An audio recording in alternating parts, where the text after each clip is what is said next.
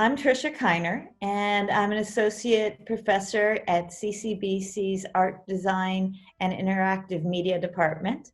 And I'm a co-curator of the show Navigating Between with Osvaldo Mesa. My name is Osvaldo Mesa, also known as Ozzy. I also teach in the art department with Tricia. We curated the show together. Every time I curate a show, and Tricia feels the same way, I think, is that when we think of shows, the first thing I think about is how are the students going to learn from this show? You know, because we're part of an educational institution, so every time I have a show, thinking about showing stuff that students might not are not used to seeing, something that can open up their horizons of possibilities as art making or the idea of what it means to be an artist. One of the reasons Trish and I thought about the show was that we want to show students that there are other people out there making art that you don't see in your art history books all the time. You know, there are women, there are people of color, you know, people dealing with different issues that sometimes most of our students don't really get to see very much. I think the title says a lot. The title is Navigating Between.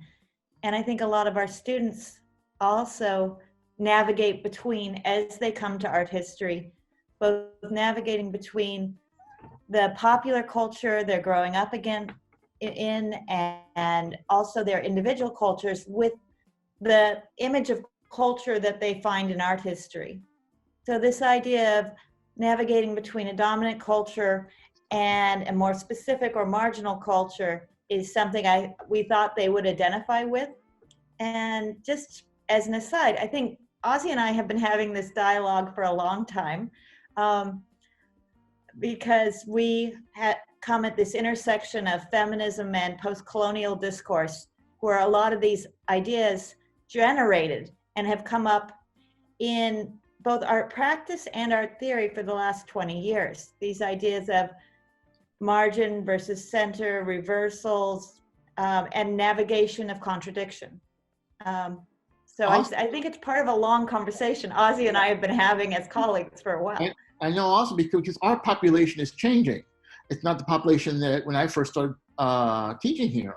We have much more Latino students, much more African American students, and so part of the goal of the show is to show people, there are artists just like you out there making artwork.